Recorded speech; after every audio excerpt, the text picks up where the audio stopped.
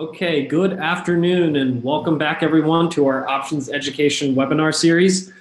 Thank you so much for joining me this afternoon. I have a fairly special webinar this week for everyone. I know that December was a bit of a challenging month for everyone to trade. Can everyone hear me? If you can hear me, please type yes into the chat window. Okay, great. I wanted to bring up this webinar because, December was a challenging month, I think, for a lot of traders, including us here at Options Play. And December was challenging for a variety of reasons. Everything from the headlines that we were seeing on the TV and on the news, the emotions that we may have had from any losing trades that we were in during December, emails that you may have gotten, things that you may have seen on TV. There was a variety of reasons why we found it challenging. And not only was it challenging from the perspective of the magnitude that we saw in the moves that we saw in December, but also the speed at which things happened. Historically, things don't turn around that quickly, and especially fundamentals don't change overnight, but the charts were painting a slightly different picture towards the end of December that got really ugly and kind of scary for a lot of people, and it was difficult to position for. And that really got us thinking as far as making sure that we understood the markets better. So we took a lot of time in January to study historically what we've seen in the market. What has changed over the last few years? Has there been a structure change in the markets? So we really wanted to put things in perspective from the things that we found. We want to share some of our findings from studying what's actually happening in the markets and some of the statistics between bull and bear markets and what has, and if December was quite different from those times. And this really is designed to provide a little better transparency into how we design our strategies, give you a little bit of perspective into our thinking, because many times you as members of Options Play, you guys only see the results that we put out, meaning you see our daily play, you see what we're putting out, but you don't really see the thought process behind it. You certainly don't see why we're positioning for bullish trades or bearish trades. Today, we want to provide you a little bit of insight into our thought process and then really show you how we see markets are evolving and share with you what we've learned and a little bit about how we plan on maybe adjusting our positions and adjusting our strategies going forward. So that's really what we're going to hopefully achieve here today. Before we get started, just a little bit of housekeeping. So for those of you that are on a free trial, or if you're already a member of Options Play, welcome back. If you have never heard of Options Play before, you can sign up for a free trial at optionsplay.com. The membership of this is $50 a month or $500 a year, but you do get a 30-day free trial. And I'm going to talk about a few different previously recorded webinars on my webinar today. So for those of you that want to view some of those previously recorded webinars, I will be sending out the recording with the slides in about 30 minutes after we finish here today. So these important links, if you want to visit some of our previously recorded webinars, the links are available there, including our daily play ideas, the output of the things that we produce every day. And for those of you that are newer to option strategies, so I will talk about at the end about some of the adjustments that we are thinking about making to our option strategies going forward. And if you're brand new to options and you're not familiar with some of the option strategies that we're talking about, I highly recommend you to take a look at the Options Industry Council. It's a free resource to help you learn about different option strategies and pretty much all option terms. So let's go ahead and get started. Before I start talking about market statistics and things like that, I just want to ask the audience a couple of questions. I want to ask, number one, for those of you that did trade December 2018, did you find that period a challenging time to position and trade during that time? I just want to get a sense for the the audience here. So it looks like about 3/4 of you had said yes. This was a challenging time. About 1/4 of you said you weren't trading at this time, which certainly may have helped if you weren't in the markets. So let's see, let's share the results here. So about 70% of you said you found December 2018 during that sell-off a bit challenging to trade. And that's certainly what we have felt. There certainly was a bit of pain during that period of time. So that's the reason why we designed last week's webinar. So if you missed that, I highly recommend you to take a look at that webinar on risk and money management so that you can survive sell-offs like 2018 and how to manage your money properly. And then today we're going to be talking about how to put those types of markets in perspective so that you have a better sense for how to deal with these types of challenging environments next time. So today, some of the things we're going to go over, number one is I want to talk about why are market statistics even important? Why do we look at them?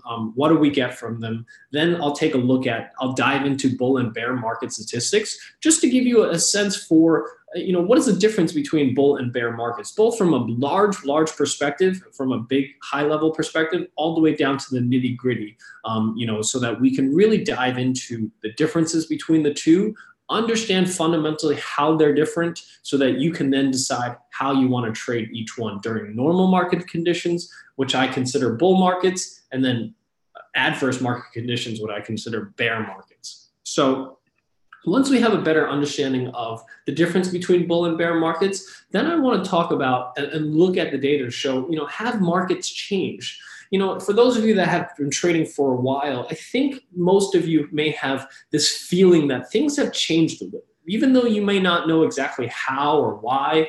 But I think there's a lot of thought behind markets are just not quite the same anymore. And we want to define a little bit about what has changed and really how we can position for it. And once we know that, then I want to bring everything back to think about these market statistics that we're sharing, putting them into perspective, showing you what we've gathered from all of this data, and then show you what type of option adjustments we may want to make based on the data that we see from these findings. So those are the things that I want to share with you today. And then if we have some time, I can go into options play to show you some of those adjustments that we make depending on time. So those are some of the things that we want to go over here today. So first off, let's talk about why are market statistics important. Number one, I think the sell-off during December was a bit of a wake-up call for everyone. We've had such a long period of consistent bull markets without really a lot of big pullbacks. Certainly not a lot of pullbacks as massive and as fast as we saw in December. We've just kind of been in this autopilot bullish strategies all the time, and every time you get a dip, you buy the dip. That obviously didn't work so well in December, but as you can see, if you look at the bigger picture, it really wasn't that different. It was just a little faster and a little bit, and the magnitude was a little larger, but in the grand scheme of things, it really wasn't that different from most other sell-offs that we've seen. So the reason we want to do this is because we want to make sure we position ourselves correctly. And the reason is because you want to position yourself differently during a correction versus a bear market. So we really want to look at the difference between the two so that we're positioned correctly, so that when we go into a month like December and we see something like that again, how do we position ourselves? From my perspective as a strategist, it's really important to understand market probabilities because that helps us optimize and figure out what bias we have whenever we're looking at the markets, when we're looking for opportunities. It's really important to understand how to put the probabilities in our favor. So it's really important to look at that. And that really helps us understand how markets are evolving. As I've said, many of us may feel that the market has changed. I want to actually show you some data that shows that things have changed and how you need to adapt your strategies to those changes. And lastly, I think the most important part of why we study these market statistics and look at all of these data points is because it allows us to try to put things in perspective without getting swayed by emotions or headlines. It's really easy that when things turn, that we all of a sudden shift our strategy and we start thinking about, I certainly got a lot of emails towards the end of December saying, why aren't we massively short the market?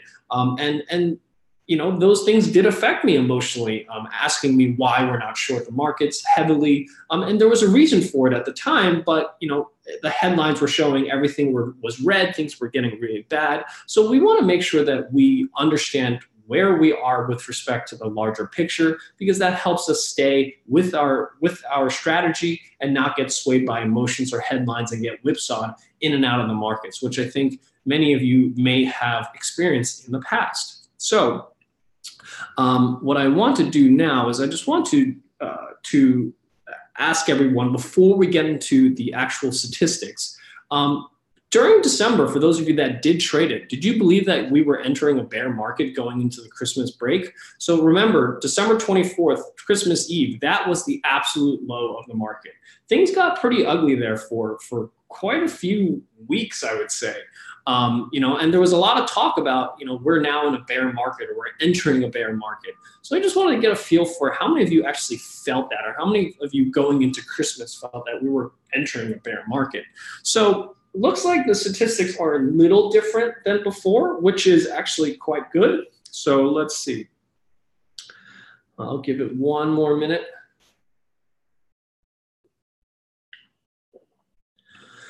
So remember, 70% of you said that you found December quite challenging, but only 53% of you believe that we were entering a bear market. So that's actually good news, meaning despite most of you finding that environment challenging, only half of you felt that we were about to enter a bear market. And 24% of you said no, which is really kind of the answer that we want to show you, is that, despite the speed and magnitude of what we saw, we really weren't quite in that bear market territory yet. So these were the results, as you can see. Half of you thought that we're going to a bear market, a quarter of you said no, and a quarter of you said you weren't sure, which is perfectly normal. So let's actually go ahead and move on. I want to start off by putting the bull and bear markets in terms of timing and magnitude from a big picture scale, and we're going to start moving our way into smaller and smaller data points. So if we look at the full market since pretty much the 1900s, before the Great Depression, the average bull market lasted 9.1 years versus the average bear market only lasted 1.4 years. So and the big outlier on that was the Great Depression, which was which was almost 3 years long. Most of the other ones were well under 1 year long. So keep those things in perspective, that bull markets last much, much longer than bear markets. There's a lot of talk that we've been in a bull market for 10 years, things have to correct. That's really not true at all. We've had far longer bull markets, even after much shallower corrections. So keep in mind that bull markets tend to last much longer, and the average cumulative return of a bull market is about 476% versus the average bear market loss is about 41%. So for those of you that were in our webinar last week, you'll remember that when your portfolio suffers roughly a 40% loss, you need about a 67% return to break even on your portfolio. So as you can see, 476 is greatly bigger, is a lot larger than 67%. So most bull markets, or every bull market historically, has more than enough accounted for the losses to overcome the losses that you have on a bear market. So those are just some of the big picture items to put into perspective, the difference between a bull and a bear market. Now let's take a look at the frequencies. And this is really the picture that I want to paint to help put December into perspective. So before we get into it, let's first just define what different sell-offs mean, because there is quite a difference between the different sell-offs. So when we talk about anything that's less than a 5% drop from the peak, this is really not even something that we measure because they happen so frequently. We just simply call that a consolidation, where the markets are just making a small digestion of what's currently going on, or sometimes what's called a pause in the market. It's really once you have a correction greater than 5%, is it something that we start to measure. And this is data since the 1940s. Anything greater than 5%, between 5 or 10%, we call that a dip. As you can see, that's occurred 75% of the time. The average decline is about 6%. Anything greater than 10 to 20% is what we consider a correction. So this is what we saw in December. So I think what was a little different for December for most people is not necessarily the magnitude, because the actual drop off was actually not that large when you put things in perspective, but it was so fast. Moves of that size usually take about 3 to 4 months to play out. You know, that 20% correction usually takes about 3 to 4 months. We saw that in a matter of weeks, and I think that's what was quite different about December than most other times. But even that happens still quite frequently, 27 times, about 24% of the time. The average decline there is only 13%. It's only once we get a correction greater than 20% do we consider that a bear market. And that's only happened 8 times since the 1940s. So it's very, very rare that that happens. As you can see, that average decline of 27% or anything greater than 40%, or what we consider a crash, you know, only happened 3 times, so about 3% of the time. So what that means is that 90% of sell-offs are less than 20%. So most sell-offs, 9 out of 10 sell-offs, do not enter a bear market. So right off the bat, you know, you have probabilities working in your favor that when you get a sell-off, it's unlikely going to be a crash or a bear market or a crash. So whenever you get these types of sell-offs, whatever headlines you see, kind of ignore them until you really start to see a 20% correction. That's when that's when things have structurally perhaps have changed, fundamentals may have changed. And it's also important to pay attention to the fundamentals. And that was one of the things that was quite, I think, challenging for December, is that fundamentals really didn't change much. You know, there was some rhetoric from the Fed policy, and that's really what sparked a lot of the sell-off in that quick amount of time. But corporate profits didn't change overnight. The economy didn't change overnight. Both global and US economy were not slowing down enough to justify that massive, massive sell-off. And there was a huge disparity between what we saw on the charts and fundamentals. And that was another really key into solving the puzzle of saying, are we entering a bear market? But it's important to look at the statistics to say 90% of the sell-offs are just dips and corrections. And then those are things that, in my opinion, are fairly normal as part of the market. And it's something that we can easily trade around. So these are some of the sell-offs that you want to pay attention to. So looking at those sell-offs and looking at the change in the market. So let's take a look at, have markets changed? And I think this is a question that a lot of people have, because, even myself as a trader have felt that things have changed a little. Volatility has been extremely low for a long period of time. And what we've seen is that we generally tend to see these violent moves to the downside. So, what does the data actually show? So what this is a chart of is the weekly change of the S&P 500. And this chart is actually inverted, meaning the 2018s here on the left side of your screen and 1999 here is on the 1990s here on the right side of your screen. So this is roughly almost 30 years of data.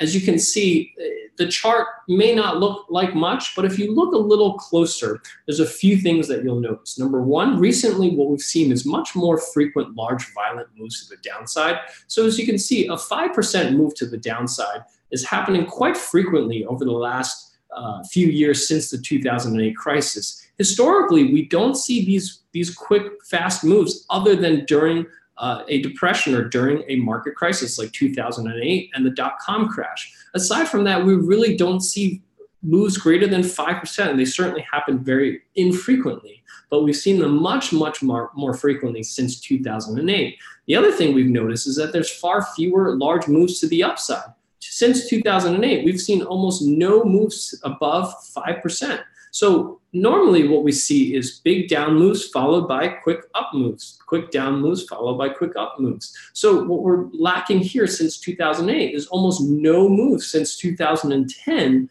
that are greater than 5% with multiple or very frequent larger than 5% moves to the downside. And another thing that I've noticed from this chart is that historically we tend to see quite a bit of volatility. But recently, what we've really seen is very muted volatility for an extended period of time, followed by large explosions of volatility, meaning moves to the downside. So here are some of the structural changes that we've noticed in the markets since 2008. So things have definitely changed. So let's dive a little deeper into some of this data. So looking at probabilities and return profiles, what I've done is I've taken a look at the last 30 years and compared it to the last 5 years and the last 2 years. So over the long period, right? In terms of, the statistic that we've always quoted and the statistic that we've always had in our head was that over the long term, markets always have a slight upward bias. So if you look at the number of positive weeks versus negative weeks, it was always the number that I always had in my head was 56 to 44. That was the number that I've always had in my head. That was the number that I've always quoted. That's the number that I always assumed when we're making trades, is that there's a slight positive edge. But as you can see, that edge has actually changed quite a bit over the last few years. And this was data that we actually didn't even look at until recently after December. We started looking at some of this data and realized that things have really changed quite a bit. So over the last 5 years, instead of 56-44, we were seeing closer to 60-40. And if you look at the last 2 years, it was 62-37. So you have this clear edge for bullish or the probability of an S&P being higher in 1 week versus lower by a much bigger margin than we had originally had anticipated. And what we also looked at is the average positive return, or the average return on a positive week versus the average return of a negative week. We used to also have the statistic in our head, and that number we always was around very close to each other, about 1.5% up versus 1.5% down. As you can see, that number also has skewed quite a bit over the last few years, where the average positive return is substantially smaller, about 30 basis points smaller, but the average negative return has not shrunk by the same amount. So what we're seeing is we're seeing a larger skew to larger negative returns, but a much higher probability of the S&P 500 moving higher. And the other thing that was very different, if you look at over the last 30 years, is that the number of positive 5% moves versus negative 5% moves used to, on a historical average, was very close to 50-50. So what we generally saw was that when you had a big, large move to the downside, it was typically followed by big, large move to the upside. But in the last few years, we have not been seeing that. So large, fast moves to the downside have not been rewarded on the backside with that, with large positive moves. So these are some of the large structural changes that we've noticed in the market. So we have a high probability of positive weeks recently. Positive weeks have lower returns. Negative weeks have much larger losses. And negative moves are not followed by large positive moves. So these are some of the structural changes that we've seen in the markets. And this is something that we actually found surprising ourselves. We actually didn't know that the metrics were this skewed. We always thought that the metrics were closer to that 56-44 as opposed to 62-37. So now, once we have that,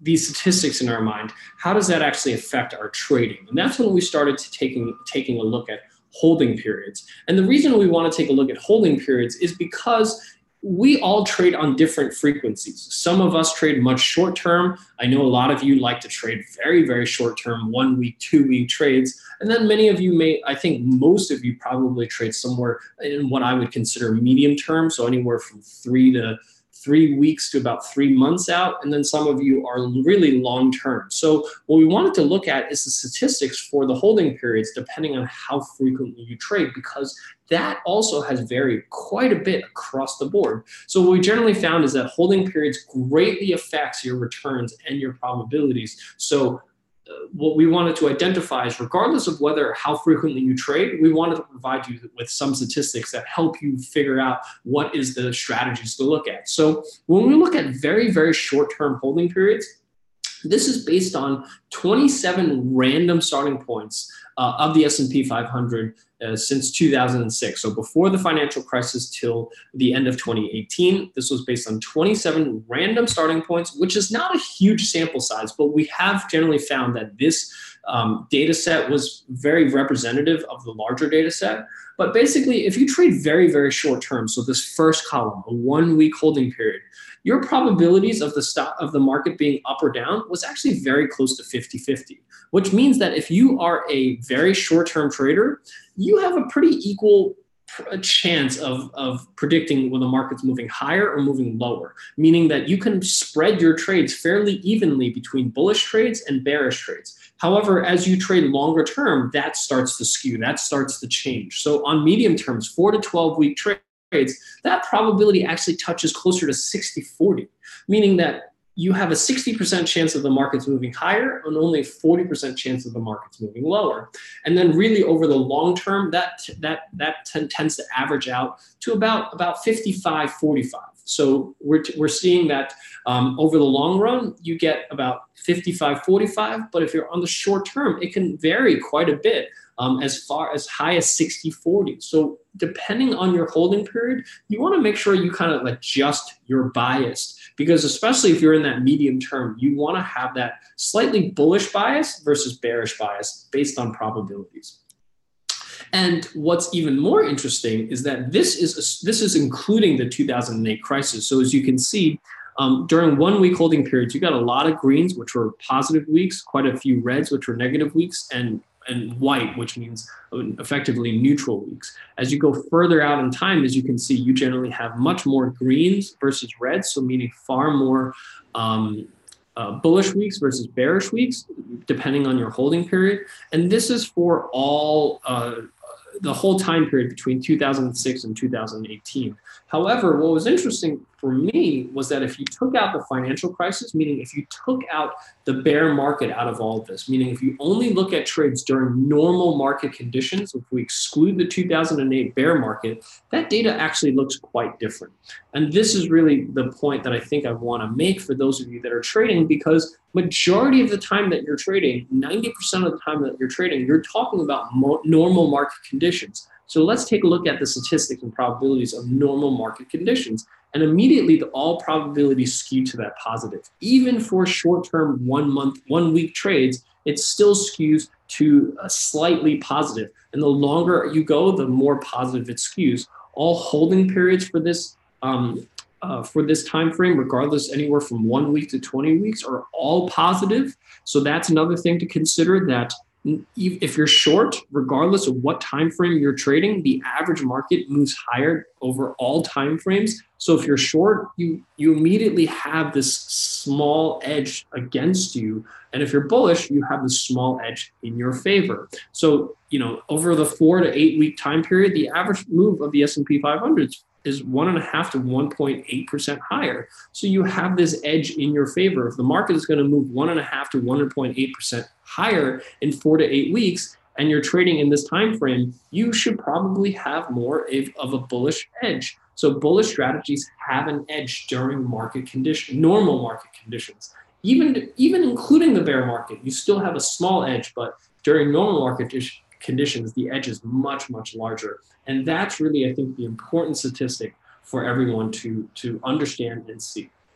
So let's start putting all of this data into perspective. Now, I've shared with you a lot of data, and data that I think some of you may have known already, some of it may be new, including to us. So let's put everything that kind of sum up what we've learned. So number one, when you get a market sell-off that's less than 20%, meaning not a bear market, just a small correction or a dip, what I think the number one key theme here is, regardless of whether you're trading equities or options, number one, if you have an equity portfolio, keep them rebalanced, but keep them invested in the markets. What I mean by this is that if you don't see a correction of greater than 20%, don't panic and don't take your money out of the equity markets and move them into cash. Keep them invested, certainly rebalance them, but keep them invested.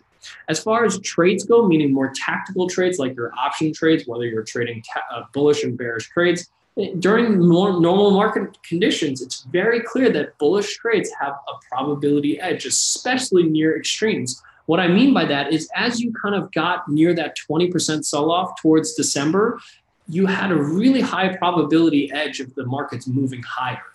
So this is really something that you can use to your advantage, is that when markets sell off, those are the best times to enter bullish trades. And I don't think that that's a real shocker for anyone, because you want to buy low, sell high. So when things are low, that's usually gives you a higher opportunity, higher probability of the markets moving higher. The one thing we have noticed that is quite different from what we've seen historically is that pullbacks are getting more violent. What this means is that they're simply happening faster than we've ever seen before. December, I think, has been by far the fastest we've seen for a long period of time. And this really makes it sometimes difficult to position. So in order to trade that bullish and maintain your bullish edge, it's really important that you use limited reward strategies with longer time horizons. What that means is that it allows you to ride out potentially a short-term, fast, violent move that just comes right back very quickly. And it allows you to manage your risk to the downside so that no matter what, even if the market corrects very, very fast and you end up losing money on that trade, you have limited risk on that trade. And this goes in conjunction with our last week's webinar on how to actually size your trades correctly for each one. So for those of you that missed it, I highly recommend you to go back and view that webinar on managing trades. Now, like I said, bullish trades have a probability edge, but that doesn't mean you can't take bearish trades. We certainly still find bearish opportunities all the time in a bull market. However, based on our statistics and based on what we found, bearish trades really require you to take very frequent and quick take profits. Meaning, if you're in a bearish trade, as soon as you start making some profits, you should consider taking at least partial profits very, very quickly. If you want to maintain a second half of your position to potentially take advantage of a larger correction, please do so. But try to take some profits relatively quickly because we're seeing that these moves to the downside happen much, much faster. You got to take profits within many times, even just a few days of that trade being profitable. And lastly, in all market environments, but especially now in this type of market environment that we're seeing right now, where you're seeing relatively low, small positive moves followed by very, very large negative moves, you must manage your risk. And the only way to really do that is with limited risk strategies. One of the best ways to do that, in my opinion, is simply use options, buy options, trade spreads that have limited risk so that no matter what happens, you can never lose more than what the max risk of that strategy is. Now, when we do enter a bear market, that's when things change. So if, let's say, on January 1st, you came back from your Christmas vacation, markets continued selling off, and we started getting a correction larger than 20%, and we can now identify that we are in a bear market, usually you want to give it at least a few days or a week before you call a bear market. Just a day or two below 20% is usually not quite enough. But this is really where you want to start repositioning yourself. So when you do see a bear market, a correction greater than 20%, consider rebalancing some or all of your equity positions into cash. Before you get a 20% correction is really not enough of a correction to consider moving any money into cash. During a 20% correction greater than 20%, this is where bearish trades do have that probability edge. There's no question about that. When you do enter a bear market, which averages about 1.4 years, and it's varied quite a bit. And that's one of the things I want to point out is that a lot of you will think 1.4 years, oh, that's a long time. But historically, it ranges quite a bit from 3 months to 2.5, almost 3 years. So, and 2.8 is the outlier here. That was the Great Depression. Most bear markets last less than a year. So keep that in mind, that even though you have that probability edge, you have that for a relatively short amount of time. And it's really, really important to take bearish trades with limited risk. And the reason for this is because during bear markets, you do have a high probability of it being followed with a large move to the upside. As a bear market ends, as you near a bottom, you tend to have quick, fast moves to the upside. And if you're short the market, you want to make sure that you have limited risk so that no matter what happens, you don't lose more. And this is one of the reasons that I really don't recommend users to short a stock or short an ETF, because you have unlimited risk to the upside if the stock really does take off. In bearish markets, one thing to remember is that these types of environments tend to favor long puts where you don't have a capped reward. And the reason for this is because these markets move fast, they move quick, and really the only strategy that takes advantage of those quick, fast moves is simply a long put. If you buy a put vertical or a put calendar or put diagonal, any of these strategies that have limited reward, you may not be able to realize the same amount of profit, and you might be taking on too much risk for the same type of reward that you might get if you had flipped this on a diamond and were taking bullish trades. So those are some of the things to keep an eye out for when you do find yourself in a bear market. So lastly, I just want to wrap up based on all of our findings, how we think that we will adjust some of our options trading going forward based on the different changes that we've seen in the market. So as far as bullish trades go, whenever we're buying long calls and long call verticals, which is one of our favorite strategies to trade, we tend to find that nowadays we need to buy slightly longer dated options. So, when you used to buy 1 month, one and a half month option, you might want to consider buying a 2-month option. And this is simply because markets to the upside are not moving as fast. They're not moving as quickly. They're not moving as large as they used to. So we're seeing that these moves to the upside, these bullish trades, are taking a little longer than normal. So we find that we need to go a little further out in time.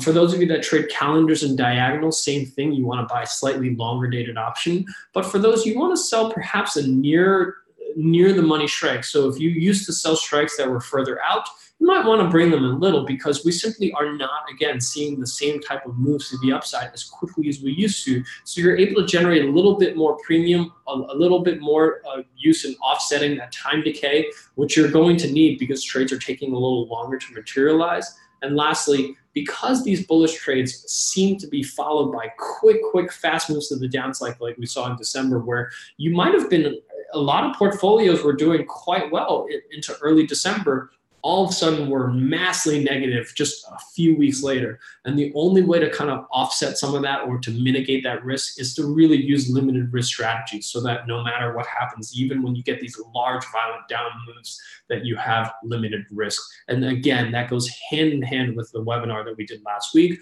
on how to position yourself and manage your risk properly based on the number of contracts and the amount of capital that you have at risk in your account. On the bearish side, when we do take bearish trades, this is some of the things that we think that we're going to change on our approach as well for bearish trades. When we buy long puts and long put verticals, number one, puts, we may now shift a little bit more to buying puts because they provide better risk to reward due to those uncapped rewards. We're seeing the moves to the downside happen much more quicker and faster and violently. And the only way to really take advantage of that is to not have that capped reward. So when you sell that lower strike on a vertical or that diagonal, you may find yourself that the short leg is really working against your long leg. So that's one of the things that you might want to favor puts over put verticals. But if you do trade put verticals, you might want to consider selling further out of the money strike. So if you buy a 100 strike put and you used to sell a 90 put, you might want to sell an 85 put. Give yourself a little bit more room to the downside. You're not going to get as much premium and you're not going to get as much time decay offset as you would with a 90 strike put. But when that quick move materializes, you're able to get a better risk to reward ratio. I'll see if I can pull up some examples in a minute or two to show you that. Same thing with put calendars and diagonals. We tend to find that if you trade these types of strategies, you may find just buying that put may be the better risk to reward here, as opposed to trying to cap your risk. And lastly, whenever you're trading bearish trades, never short the stock or ETF over buying a put or a put spread, because of that problem of having unlimited downside risk, or unlimited upside risk rather, when the stock really does shoot up. So those are some of the findings and thoughts that we have regarding the statistics that we found and the structural changes we found and what adjustments we think we are going to be making to our strategies, so that you have an idea as far as perhaps when you're looking at your strategies as you're looking for opportunities, these are some of the things that you should keep in mind as you're structuring your trades. So with that, what I'll do is I'll jump over to options play. I'll try to go through a couple examples to show you what I mean by this. So I think Apple is probably a good example of this, as kind of things broke out above that 160 resistance level. I do think that we do get a push back up to around that 180 level. However, based on our findings, I do tend to find that perhaps we need to give this a little bit more time. Maybe things might take, instead of a month and a half, might take 2 months to get to that end goal that we're looking for. So one of the modifications that I would probably make on a trade like Apple is probably move it out from March 15th to maybe April or March 22nd. Just give yourself a little bit more time for that large move to materialize. I may keep the strikes the same, but I just might give myself a little bit more time. These are some of the things that we find is that things just aren't moving as quickly to the upside. And if you are looking for downside opportunities, let's look at Exxon for a second. And I'm not by any means bearish on Exxon. I'm just using this as an example. As you can see, Exxon's really been trading around that 72, 73 resistance level. So let's just say for argument's sake that you felt that Exxon was going to move back down to 64. One of the things that I think I would do here is instead of just buying that 75, 67.5 put vertical, I would consider modifying this, and maybe instead of selling the 67.5, I might sell only the 65. And I want to, and maybe before I do that, what I'll do is I'll put the two side by side to show this to you. So instead of long put vertical, instead of the 67.5, 60, I might consider buying a 65, 67.5, a 65, 75 put vertical as opposed to a 67.5, 75 put vertical. And the reason for this, again, is because even though I might expect the move down to about, let's say, 65 to materialize, I may expect that to happen a little quicker than normal. So as you can see, between these three strategies, buying the put is clearly the best strategy when you do get a quick and violent move. And that's one of our findings, is that because things are happening much more quicker, the put you might find is a more favorable strategy than buying a debit spread. But if you do buy that debit spread, you might want to adjust your strikes a little. So as you can see, I moved my strikes down just one extra strike. And now instead of making only 147% return, I make 186% return for roughly very similar risk profiles, 290 versus 310. So only for that $20 extra amount of risk, I'm going to make, instead of $427, I'm going to make $577. So those are some of the things that we think that you might want to adjust if you are looking for bearish opportunities to the downside. But keep in mind, when you do get that move to the downside, so for example, if this stock moves down to 60, even if it moves down to 68 or 67, which I think is a reasonable level for it to hit. So let's say it hits 67 by the end of February. As you can see, this other put spread at 310 is going to give me that higher return. So those are some of the adjustments that I think we would like to try to make we would want to make going forward based on the things that we're finding. So with that, I just want to thank everyone for taking the time out this afternoon. This webinar is quite different from our normal webinars where we talk about a specific option strategy and how to go about applying options play to do so.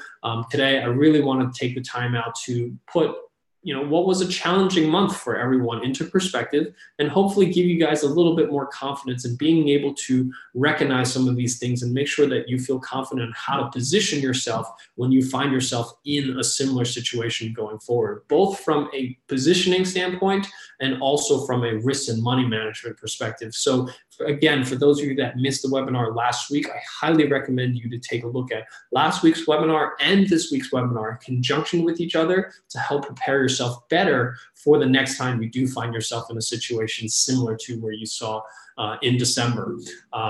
We found ourselves, certainly found it challenging, but not to the same extent to some users that I found were, I think, panicking at the time.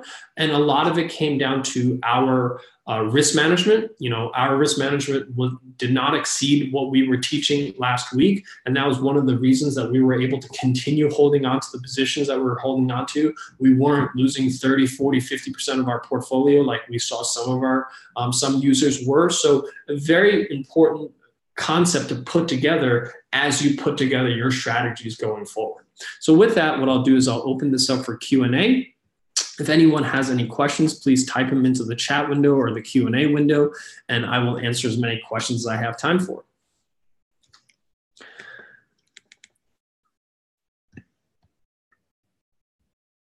Looks like this. How large was the bull and bear vote? If the question was what were the results, so number one, did you find it challenging? 70 to 23%. For the second poll, I think it was much closer to 50. Yeah, so how many of you believe we were entering a bear market going into the Christmas break? 53% of you said yes. 23% said not sure or no. Your play on VFC went max loss virtually overnight. Absolutely, that was an earnings play, worked out against us, and we had the max loss. And this is really why positioning and this is why risk management is so important, because we were prepared for that. We were prepared to have the max loss. That was the maximum loss we were prepared to take. And we made a bet and we were wrong. Not every bet works out. But when we are wrong, we're not crying over it because we lost 10% of our account. We only lose 1% of our account because that's the amount that we've allocated to that trade. That's how we're able to maintain our positions through December and not feel that we were, at any point exceeding our max pain levels. Stuart's asking, which index do you use to work out the 20%? How do you find this out? Well, in my opinion, any of the major indices work. I think any broad-based index like the S&P 500, the Dow is good enough for this. Even NASDAQ, I know the NASDAQ did pull back a little more than the Dow and S&P. So I usually like to use S&P because that's really total. That's a real broad market index. The Dow is limited in terms of that it's only 30 stocks, but it is 30 of the largest stocks, and it does cover, probably 60 to 70% of the S&P 500 market cap. So from that perspective, the Dow or the S&P is really what I'm looking for. The only reason that I don't think the NASDAQ is as relevant for this is because of how heavy the NASDAQ is weighted in technology. And that's really why we saw the much larger move in NASDAQ to the downside versus the S&P and Dow versus those were much more broad-based across the whole industry and across sectors.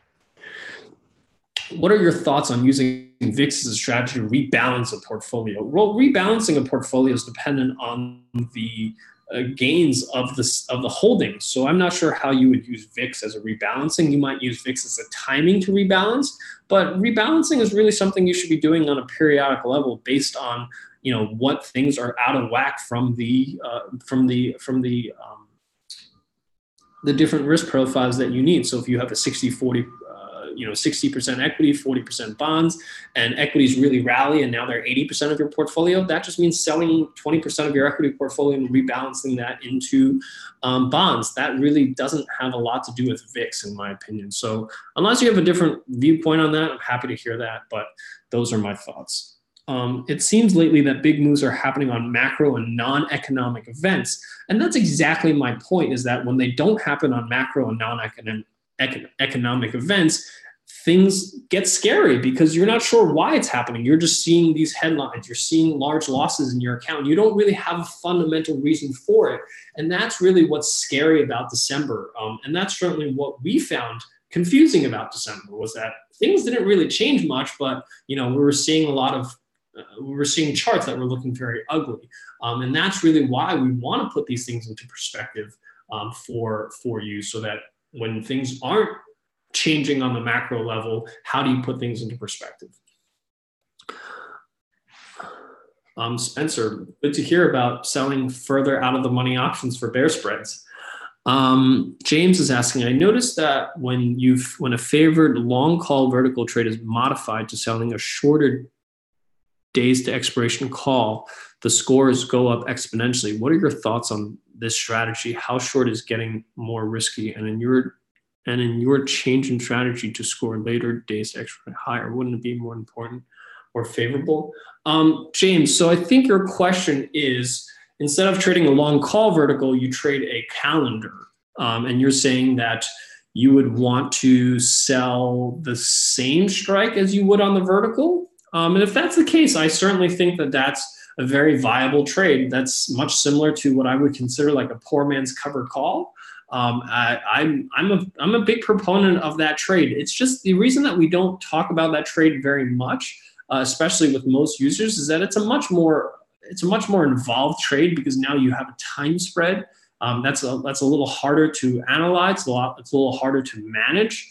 So that's why we don't use it as often with most users. But if you're comfortable using time spreads and trading them, I certainly think that they are a very viable alternative to outright buying a call vertical. Robert, thank you very much. Someone's asking about NDXP options. Please talk about it. So NDXP are basically the exact same thing as NDX options. They're just PM settled. So they're more in line with equity options, because normal NDX options, monthly options, are settled on AM, which means that they stop trading on Thursday, but they're not settled until Friday's opening price. And that's a little confusing for most people. So the NDXP are basically just the monthly options the weekly options that expire on Fridays, just like equity options. So they stop trading on Friday afternoon and they're settled based on Friday afternoon's closing price. And they use the same ticker as just all NDX. There's no ticker as NDXP. Tom, thank you so much. I really appreciate it. I'm really happy to hear that you're following market timing. This is really some of the statistics around market timing that helps provide some perspective.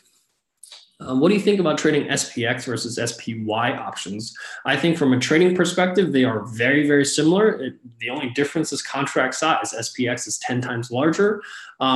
If you do trade them very actively, SPX or any index option does provide a few different benefits. They're cash settled, which means that you never have to worry about physical delivery. So if you sell credit spreads, you trade lots of different crazy condors and butterflies, you don't have to worry about taking delivery or having to deliver anything. They are tax favorable, so meaning 60% is taxed as short term, 40% of long term. So you have, if you're trading in a taxable account, index options do provide you with that flexibility, but they are larger in size. So they are different, depends on what suits you. I don't think there's necessarily a trading benefit to either one. Raymond, you're very welcome. Thank you so much for coming. How many people voted? I think there was about 70 plus people that voted. So I think that's a decent sample size. At least I think the trends are pretty useful in understanding the votes. In the current market, do you find entering the trade to be important? I'm not sure. Do you find time of entering the trade to be important? Lately, I've held to the midpoint at the open. If it does not get filled, let it die. Not filled. Thoughts? I haven't found. So certainly liquidity. Okay, so this is another thing that I didn't get a chance to get into, but liquidity has certainly fallen off significantly over the last few years as well. So if you look at the average bid and offer size of options, they have come down significantly, almost half the amount. But as most of you are retail traders and you're probably trading under 50 contracts, that probably doesn't change things very much. If you're trading more than 200 contracts, that's really where I think you may have some thoughts on liquidity. But however, despite the decrease in liquidity, we are seeing better fills. We're seeing fills closer to the midpoint than we've seen before. So that is something that I think is encouraging, is that despite spreads being wider and they're not as deep, we are seeing that retail flow is getting filled very, very close to the mid, especially especially if you're trading at one of the major brokerage firms. We're seeing very good fills. At least I've been very happy with my fills lately. I've noticed recently when I opened portfolios, I would find 3 of them checked. Now I find 2 showing my plays and daily plays. I'm not sure what you mean, but we certainly do have the daily plays in your portfolio. Jason, if you don't mind, send me an email at info@optionsplay.com with what you're seeing, and I'll be happy to answer your question. Wayne, thank you so much. I really appreciate it. I hope you guys find this useful. With increased volatility, do you personally think we get a February correction like last year? That's a really good question, and I'm not even sure where to start. I'm going into February looking quite bullish. I certainly have that more of a bullish bias going into February. I think like I said, things haven't changed much since December to February. If anything, things have gotten a little worse, but I'm actually a little bit more bearish going into February because of the correction. Valuations are a little lower. Earnings are still coming in quite strong. If you look at tech earnings there, which was really part of a big sell-off, they've had some pretty strong earnings. Apple, Facebook, these have certainly added to that. And just market quality in general, the number of stocks that are continuing to make highs versus making new lows is improving. So all market internals plus the market itself is showing me at this point that there's a bit more stability. Guillermo's asking, what broker do I use? I trade at TD Ameritrade. I've been trading at them for over 10, 12 years now, if not longer than that. And I certainly, like I said, have seen better execution over the last few years than I have, since when I started options trading. And that really is more so about the underlying technology at exchanges and market makers and less so about liquidity, I would say. For spreads, I almost always go to the midpoint. I'm filled more than 75% of the time, especially if the option has volume. Yep. So that's what we're seeing is that, you can get filled very close to the midpoint on most of the top 200-300 names, even when the spreads on the screen look very, very wide.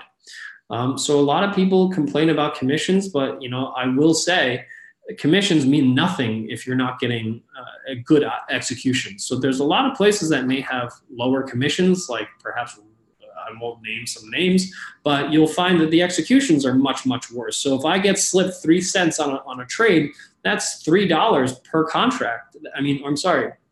Yeah, 3 cents is $3. Multiply that by 10 contracts. I can lose $30 on an execution. I'd much rather pay $7, $8 and get a much better execution than lose $30 on the execution. So I think that you certainly have to be cognizant of the execution of the commissions, but you should look at what you're actually getting for paying that commission. Many times you are getting far better execution at the major brokers that greatly outweigh the commission charges on those trades.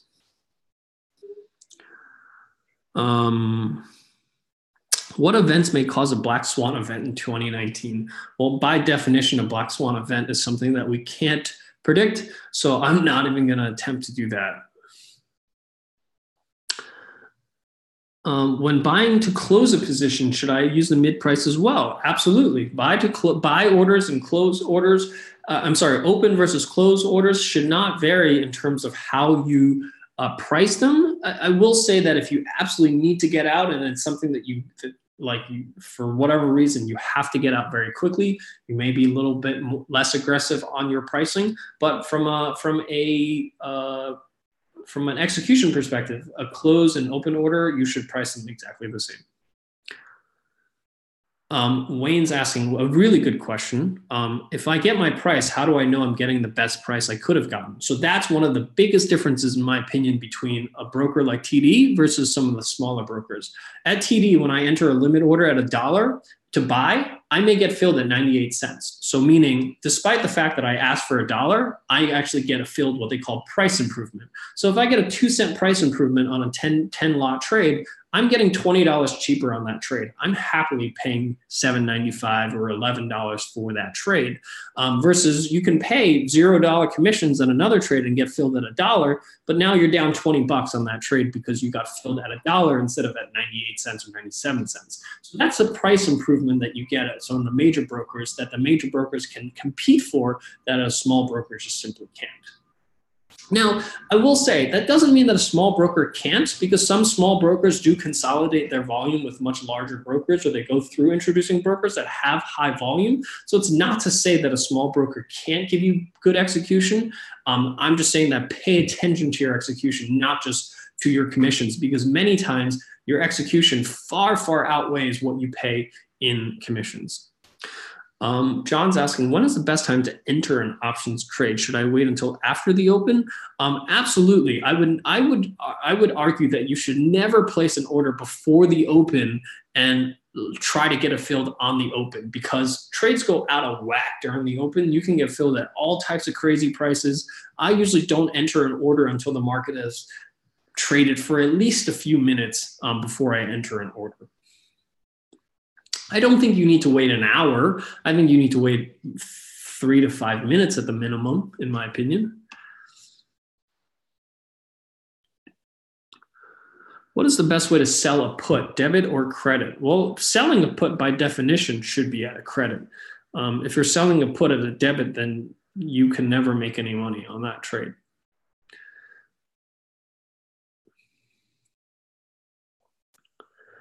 Same with Fidelity, getting price improvements. Yeah, absolutely. Fidelity, TD, E-Trade, Schwab, you should get price improvements at any of those major brokerage firms. Again, not to say that small brokerage firms won't give you price improvement. You just may not get the same price improvement or as much. What are your thoughts on cover calls and poor man's cover call? On cover calls and poor man's cover call? Very, very good question. I'm an avid believer in cover calls, but I will say that if you're going to sell cover calls, you have to do them systematically, and you have to start once you enter the equity position. If you sell them from time to time here or there, you're just not going to get the type of returns that you're looking for. If you're going to sell cover calls, start immediately once you enter the equity position, and make sure that you continuously do that. It's actually one of the topics that I'm going to cover in December. So for those of you that are new to cover calls or haven't considered selling cover calls or haven't done it consistently, I'm going to do a webinar in February on cover calls and talk about why it's so important to do it consistently and to do it from the very beginning. If you do it after you're down 20% on the stock, that's not a good time to start cover calls, unfortunately. And many times you may end up getting adverse effects from cover calls when you start it after you've had a loss on the trade on the stock position. So I'm now up to an hour now. I want to thank everyone for taking the time out this afternoon, listening to this webinar. I hope you find this information useful. I thank everyone for all the great questions that everyone has, all the diverse questions that everyone has had. And I hope really that this helps frame, trading for you going forward. And for those of you that missed the webinar last week, I will send out the recording with the slides. So make sure you check out last week's webinar because it is used in conjunction with what we teach here today. Wayne's asking, I do naked puts on high rated 7 to 10 OP rated stocks. Am I taking too much risk? So in my opinion, selling puts is always less risk than buying the stock. So the question to ask yourself is not, are you taking too much risk? The question is, would you want to own the stock? Because if you want to own the stock, then selling the put is less risk than owning the stock because you're getting income for it that offsets the cost of buying that stock, and you're buying that stock at a lower price. So you're effectively lowering your risk. But the question that I can't answer for you is, do you want to own that stock? So if you have a stock that's rated 7, let's say you're looking at, I don't know, Amgen, and you want to buy Amgen, the question you should ask yourself is not, should I sell the put? The question is, do you want to own the stock? If you want to own the stock, I highly, highly recommend that you sell the put because it allows you to enter that stock with less risk. So again, thank you so much for taking the time out this afternoon. I'll send out the recording in about half an hour, and I will see you all next week. Have a great afternoon and happy trading.